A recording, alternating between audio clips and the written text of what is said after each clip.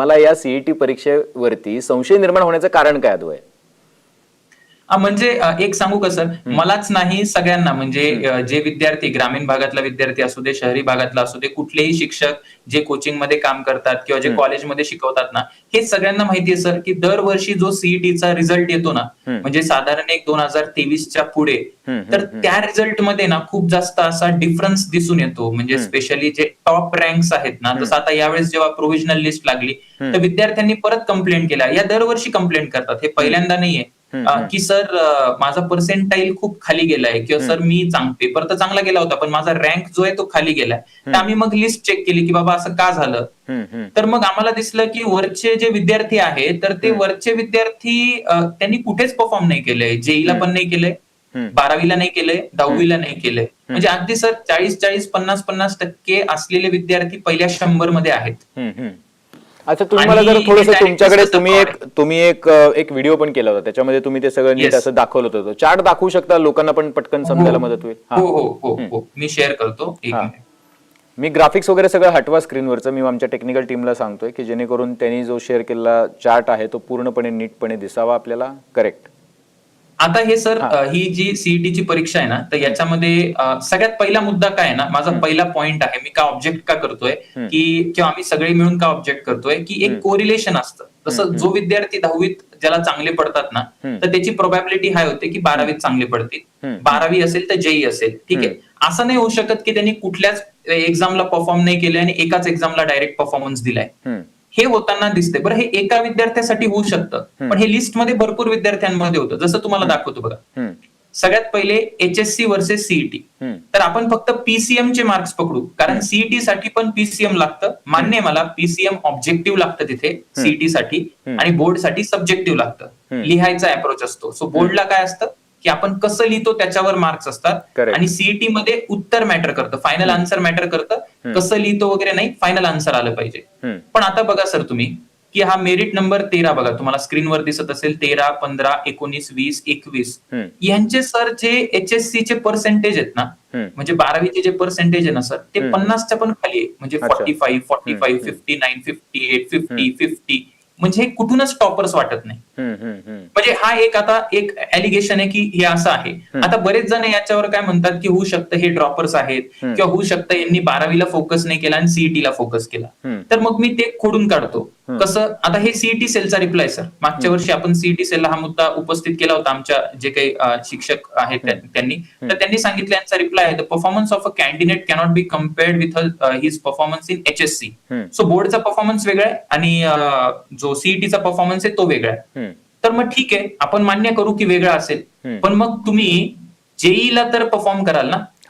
JEE ची जी exam आहे ती तर ऑब्जेक्टिव्ह एक्झाम आहे, त्याच्यात तुम्हाला सॉल्व्हिंग लागतं, त्याच्यात तुम्हाला फायनल आन्सर पाहिजे, त्याच्यात परफॉर्मन्स करायला पाहिजे तुम्ही. तर आता हे रँक बघा, यांचे फायनल मेरिट नंबर 12 आहे, 13 आहे किंवा 26, 24, हे पहिल्या महाराष्ट्राचे रँक आहे, सीईटीचे रँक आहे. यांचे पर्सेंटाईल जे जेई मध्ये आहेत ना, ते कसे आहेत बघा, 12, 16, 38 किंवा 25, 28, आणि तेच तुम्ही सीईटी मध्ये बघितलं तर 100 आहे. म्हणजे हे महाराष्ट्राचे टॉपर्स आहेत. पण इंडियाच्या टॉपर्स तर जाऊ द्या तुम्ही, ते पहिल्या 30-40,000, 50,000 मध्ये पण येत नाही. म्हणजे यांची कुठेच काहीच त्यांनी परफॉर्म केलेलं नाहीये. मग आता दुसरा मुद्दा असा येतो, चला आपण, मी म्हणतो की जेई, आता असं पण म्हणतो, म्हणजे आपण पूर्ण याला विश्लेषण जर केलं ना, की चला जेई नॅशनल लेवल एक्झाम आहे, आपण नॅशनल लेवलचा परफॉर्मन्स स्टेट लेवलच्या एक्झामशी कसं करू शकतो. मी म्हणतो नका करू. पण मग आता याला काय तुम्ही एक्सप्लेनेशन द्याल, की 2024-23 पासून एक ट्रेंड आहे सर. आता जे तुम्हाला स्क्रीन दिसते ना, तुम्ही जर या साईडला बघाल जिथे कर्सर आहे, तर 80% पेक्षा जास्त, 80% जास्त पीसीएम मध्ये बोर्डला किती विद्यार्थ्यांना होते याचा आकडा आहे. फक्त टॉप 100चा आपण अनालिसिस करतोय. तर 2020 ला बघा, 98 विद्यार्थ्यांना, 100 पैकी 98 विद्यार्थ्यांना 80 पेक्षा जास्त आहे. म्हणजे ज्यांनी 12वीत पण 80% पेक्षा जास्त गुण मिळवलेले 98 लोक होते त्याच्यामध्ये, थोडक्यात 98 लोक होते. म्हणजे आपलं कोरिलेशन काम करते, की 12वी मध्ये पण तू हुशार आहे बाबा, आणि तू सीईटी मध्ये पण हुशार आहे, कारण टॉपर असतो. ठीक आहे, तो सगळीकडे टॉप करतो ऑन एन एव्हरेज. एखादं एक्सेप्शन समजू शकतो ना मी, पण सगळंच नाही राहू शकत. बरं, आता बघा 2021 ला तेच पॅटर्न आहे, 2022 ला तेच पॅटर्न आहे. सर आता तुम्ही 2023 पासून बघा, 88 स्टुडंट्स असे आहेत 100 पैकी ज्यांना पीसीएम ला 80च्या पुढे. ओके.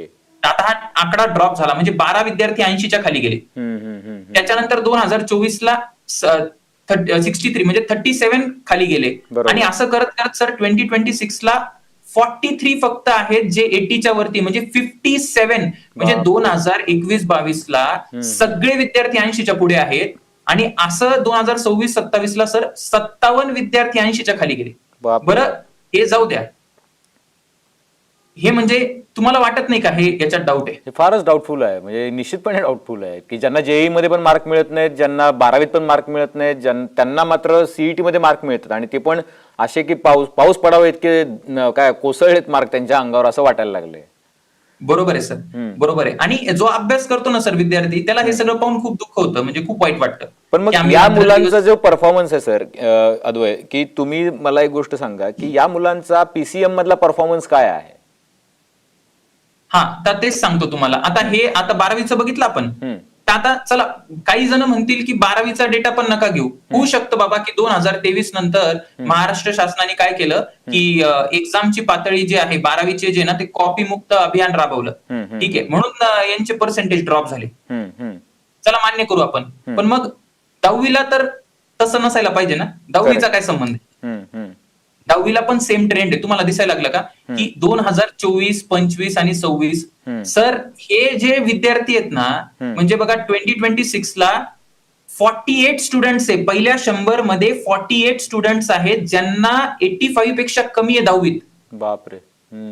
आता तुम्ही जर एक कुठल्याही घरात विचारला, तर आपला जर 10वीचा निकाल लागला ना, कुणालाही जर विचारलं ना, तर सगळे 90 सांगतात, 92 सांगतात, 93 सांगतात, एखाद दुसरे 87, 86 असेल. आणि सर हे महाराष्ट्राचा क्रीम क्राऊड आहे हा. म्हणजे पहिल्या 100 विद्यार्थ्यांमध्ये महाराष्ट्र सारखं जे एक एज्युकेशनच्या टर्म मध्ये खूप पुढे राज्य आहे आपलं, त्याच्यामध्ये पहिल्या 100 मध्ये ना सर गंमत नाहीये. म्हणजे ऍज अ टीचर पण तुम्हाला सांगतो, खूप मेहनत लागते. आणि या विद्यार्थ्यांना सर 10वीला सुद्धा म्हणजे एवढा खराब परफॉर्मन्स यांचा. हे कसं शक्य आहे? म्हणजे तुम्ही 10वीला पण परफॉर्म नाही करत, 12वीला पण करत नाही, जेईला पण करत नाही. बरं, एवढंच नाही, तुम्हाला अजून एक ट्रेंड दाखवतो बघा. आता एक अजून डेटा मी तुम्हाला शेअर करतो, जो 2026चा जो रिझल्ट आहे ना आपला, आता सीईटीनी प्रोव्हिजनल लिस्ट डिक्लेअर केली आहे. करेक्ट. तर पहिल्या 20,000 जणांचा रिझल्टचा अनालिसिस केलाय मी. पहिले 20,000 रँक कसे दिसतात. आता तुम्हाला जर दिसेल ना सर, पहिल्या 300 कडे तुम्ही फक्त लक्ष द्या. 300 कडे लक्ष द्या. 300 विद्यार्थ्यांमध्ये ना एक खूप चांगली गोष्ट आहे. काय गोष्ट आहे? म्हणजे जी अशी गोष्ट आहे ना, ज्याने आपल्याला चोरी पकडता येते डायरेक्ट. की बघा, एसएससी ला 85 पेक्षा कमी किती विद्यार्थ्यांना आहे? 48. जे पहिल्या 100 मध्ये. 12वीत पण यांना 70 पेक्षा कमी पीसीएम किती जणांना आहे? 41 जणांना आहे. ठीक आहे. आता आपण जसं खाली जाऊ ना, जसं खाली जाऊ, तो आकडा वाढायला पाहिजे. म्हणजे असे विद्यार्थी वाढायला पाहिजे ज्यांना कमी मार्क्स आहे. कारण आपण जर खाली जात असो रँकला, तर विद्यार्थी कमी हुशार होणार किंवा कमी मेहनती होणार. करेक्ट. मग त्यांचे 10वीला पण मार्क्स घटायला पाहिजे आणि 12वीला पण घटायला पाहिजे ऑन अन ऍव्हरेज. पण आता जर तुम्ही बघितलं ना, हे विद्यार्थी उलट कमी झाले. म्हणजे मला काय म्हणायचंय की हे जे वरचे तुम्हाला विद्यार्थी दिसत आहेत ना, ते बोर्डमध्ये अजिबात हुशार नाहीये. म्हणजे त्यांना बोर्डात मार्कच पडले नाहीयेत. आणि खालच्या विद्यार्थ्यांना मार्क्स पडले. आणि हे तेच विद्यार्थी ज्यांनी सेम इयरला बोर्ड दिले सर. हे तेच विद्यार्थी ज्यांनी सेम एक्झाम दिली. आणि खालचा डेटा बघा किती खरा आहे. मी तुम्हाला सांगतो, खाली जर तुम्ही बघायला गेलं, सपोज आता मी 1500 रँक पासून जर सुरू केलं, तर आता बघा, हे 3 विद्यार्थी आणि हे 5 विद्यार्थी. सो 3 विद्यार्थी असे आहेत ज्यांना 85 पेक्षा कमी मार्क्स आहे. 100 रेंज साठी अनालिसिस आहे. प्रत्येक 100 विद्यार्थ्यासाठी आपण अनालिसिस करतोय. ठीक आहे. त्याच्यानंतर पीसीएम ला 5 विद्यार्थी आहेत. ठीक आहे. आता मी जेव्हा खाली जातो, तेव्हा हा आकडा वाढतोय. याचा अर्थ हा आकडा वाढतोय बघा, हा 12, 21. याचा अर्थ असा होतो की खाली गेल्यानंतर अशा विद्यार्थ्यांची संख्या वाढते ज्यांना कमी मार्क्स 85 पेक्षा. ते बरोबर आहे, जे बरोबर आहे. म्हणजे खाली गेल्यानंतर तो आकडा वाढायला पाहिजे. आता हे वरती तर तसं दिसत नाही ना. नाही दिसत. बरोबर. वरती हा आकडा बघा तुम्ही, काय आकडा कमी व्हायला लागलाय. आणि आपण आता मी तुम्हाला सांगतो या विद्यार्थ्यांचा खरा रँक किती. 48 असे विद्यार्थी आहेत ज्यांना 85 पेक्षा कमी. तर आपल्याला या लिस्टमध्ये हे बघावं लागेल की असा नंबर कुठे मॅच करतो. तर आपण खाली खाली जात जाऊ.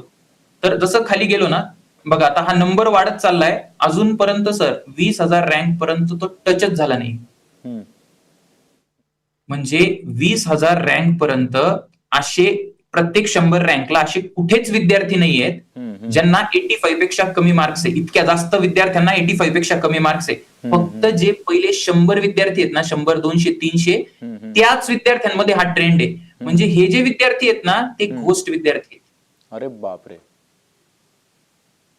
हे फारच आणि गंभीर मी तुम्हाला जर लिस्ट पण जर सर तुम्ही बघितली ना, सीईटीची जर लिस्ट बघितली ना, लिस्ट काढून जर बघितली ना, त्याच्यामध्ये डायरेक्ट दिसतं, हे कोणालाही दिसतं. बरं तुम्हाला एक डेटा दाखवतो, शॉकिंग डेटा दाखवतो. याच्यापेक्षा हे ओपन अँड शट आहे, ओपन अँड शट आहे. बघा सर 2025 चा रिझल्ट तुमच्या समोर आहे. बरोबर. किती मोठी गोष्ट आहे ही, लाजिरवाणी गोष्ट आहे आपल्या राज्यासाठी. आणि हे सीईटी सेलला पण माझा प्रश्न आहे, डायरेक्ट प्रश्न आहे की तुम्हाला कळत कसं. आम्ही जर वर्गात शिकवतो, आता आम्ही विद्यार्थ्यांना ओळखतो. जर तुम्ही वर्गात शिकता, एखादा विद्यार्थी, तुम्हाला विद्यार्थ्याचा सत्कार करायचा आहे, एखादा विद्यार्थी जर आपल्याकडे असा आला ज्यांनी कधीच क्लास अटेंड केले नाही, ठीक आहे, आणि त्यांनी अचानक परीक्षेत खूप चांगलं केलं, आपल्याला डाऊट येतो, संशय येणार ना तुम्हाला. करेक्ट. आता सर सीईटीला बघा, 2025 चा निकाल तुम्ही बघा सर, महाराष्ट्राचा टॉपर त्याला 12वीला सर पीसीएम ला 51 मार्क्स आहे सर, 51 मार्क्स आहे पीसीएम मध्ये. 12वी जाऊ द्या, 10वीला 50 मार्क आहे सर. बापरे. म्हणजे तुम्ही विचार करताय की पहिल्या 100ची क्वालिटी, पहिल्या 100, 200ची क्वालिटी कुठे? जो सेकंड रँकर आहे तो 51 मार्क्सला आहे सर, आणि 10वीला त्याला 44 मार्क्स आहे. आणि मी हे प्रूव्ह करू शकतो. हा डेटा का हे कसा घोटाळा आहे माहिती का? हा 2025 चा डेटा आहे सर. जर तुम्ही 2023 बघितलं तर 2023 ला बघा किती स्वच्छ निकाले, त्यातल्या त्यात की इथे पीसीएम बघा 91, 98, आणि इकडे सीईटीला 100% आहे. करेक्ट. म्हणजे जे टॉपर एचएससी ला पण राहिलेत तेच इकडे पण टॉपर राहिलेत 23 पर्यंत, पण 24-25 नंतर ते सगळं घसरायला लागलं. एचएससी मध्ये ज्यांना कमी मार्क आहेत ते इकडे टॉपर व्हायला लागले सीईटी मध्ये.